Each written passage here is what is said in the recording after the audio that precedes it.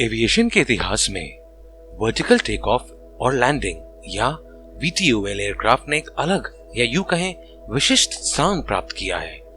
आज दुनिया में इस क्षमता वाला एकमात्र विमान अमेरिकी F-35B है, लेकिन दशकों पहले एक और VTOL विमान प्रसिद्ध हो गया। वह है ब्रिटिश एरोस्पेस का सी हैरियर।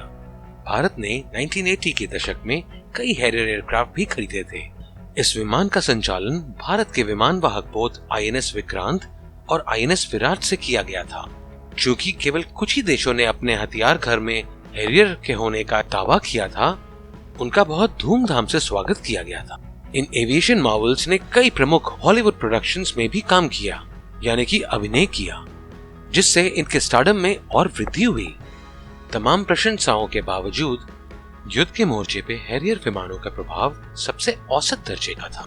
कुछ दशकों के भीतर ये हवाई जहाज अपनी पहचान खोने लगे थे। भारत ने भी 2016 तक इन पर पाबंदी लगा दी थी। इससे होने वाली हानि या अपमान को देखते हुए ब्रिटेन ने भी हैरियर की एक और मॉडिफाइड जनरेशन विकसित करने से परहेज किया। इसका कारण क्या था? भारत के हैरियर्स का क्या हुआ? इस रहस्य को जानने के लिए इस वीडियो को अंत तक देखें। द्वितीय विश्व युद्ध के दौरान युद्ध के मैदान में विमानों की भूमिका स्पष्ट हो चुकी थी। युद्ध के दौरान दोनों पक्षों ने दुश्मन के ठिकानों पर हजारों टन बम गिराए। इसके साथ दोनों पक्ष दुश्मन के विमानों को बेअसर करने की सोच रहे थे। लैंडिंग स्ट्रिप और रनवे को नियमित रूप से निशाना बना, जिससे एयरक्राफ्ट को जमीन से बाहर निकलने से रोका जा सके। यहाँ तक कि छोटे रनवे और आसपास के हैंगर भी ऊपर से देखने में काफी आसान थे और इसीलिए आसानी से उन्हें टारगेट किया जाता था। इसके साथ ही अगर कुछ एयरक्राफ्ट किसी तरह बच गए तो बिना एयर स्ट्रिप के उन्हें लॉन्च कर पाना भी संभव नहीं था।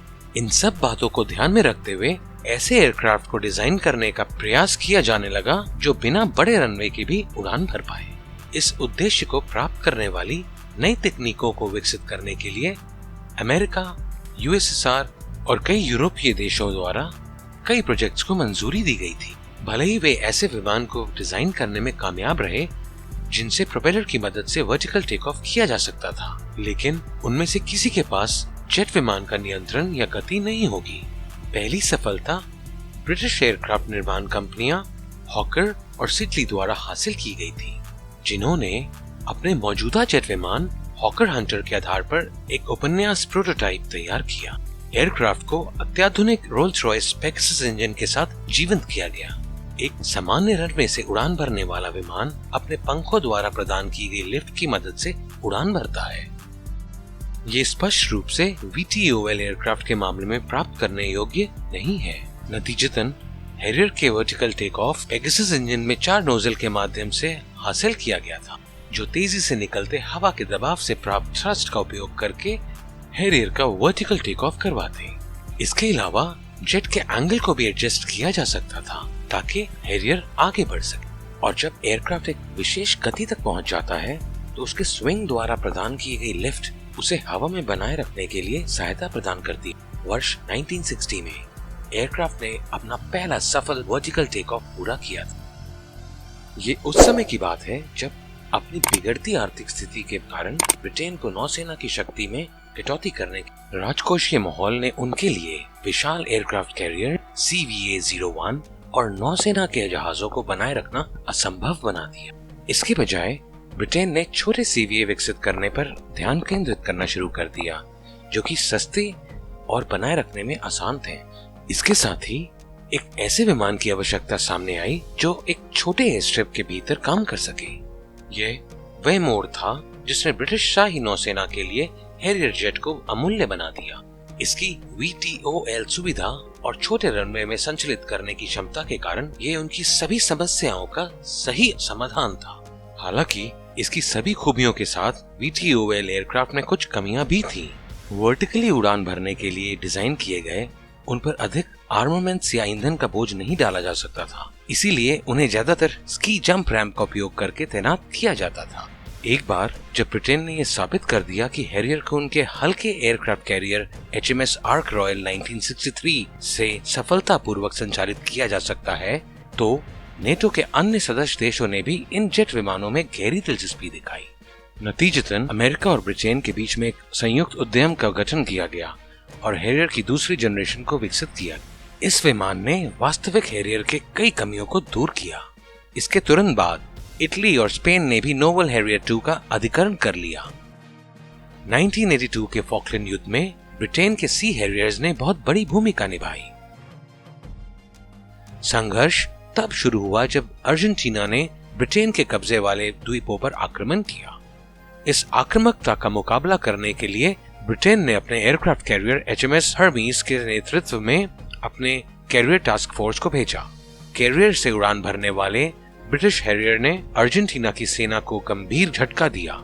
2.5 महीनों का लंबा युद्ध अर्जेंटीना की सैनिकों के वापसी के साथ समाप्त हुआ। 1986 में भारत ने HMS हर्मीज की खरीद की और व्यापक नवीनीकरण के बाद जहाज को INS विराट के रूप में फिर से चालू किया। इसके अलावा भारतीय नौसेना ने लगभग 30 सी हैरियर्स का अधिग्रहण भी किया था।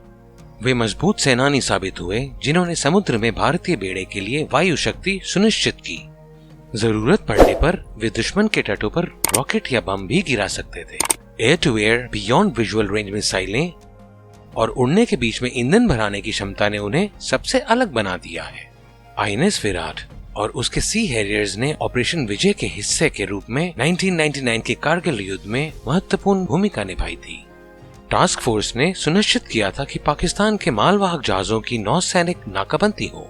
जब तक युद्ध समाप्त हुआ तब तक पाकिस्तान के पास स्टोरेज केवल 6 दिन के तेल के बराबर रह गया था।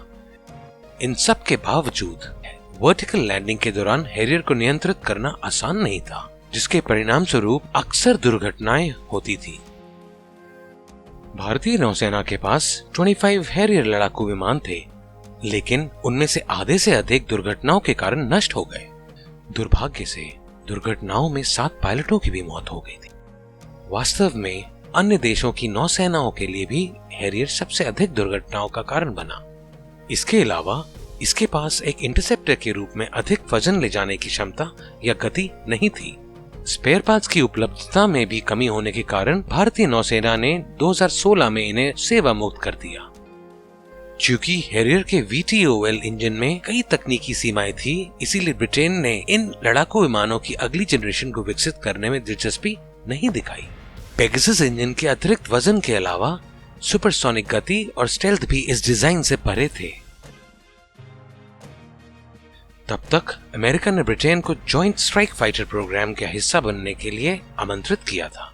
इस अनूठे अवसर ने ब्रिटेन को लागत से एक अंश पर अमेरिका की अत्याधुनिक तकनीकों तक पहुंचने का मौका दिया। इस पार्टनरशिप ने एक बेहतर, अधिक विश्वसनीय F-35B VTOL लड़ाकू विमान को जन्म दिया। ब्रिटेन के निकट भविष्य में रॉयल नेवी में 138 F-35B शामिल करने की योजना है। इस बीच भारत ने रूस से INS विक्रमादित्य और 45 MiG-29 के लड़ाकू विमान खरीदे थे। उम्मीद है कि निकट भविष्य में तेजस का नौसेना संस्करण भी भारतीय नौसैनिक बल को और मजबूत करने के लिए बेड़े में शामिल होगा। भारतीय सेना अच्छे हथियारों से लैस है। आशा करते हैं कि भविष्य में हमारे पास अपनी सेना को मजबूत करने के लिए विश्व स्तरीय हथियार होंगे। जय हिंद।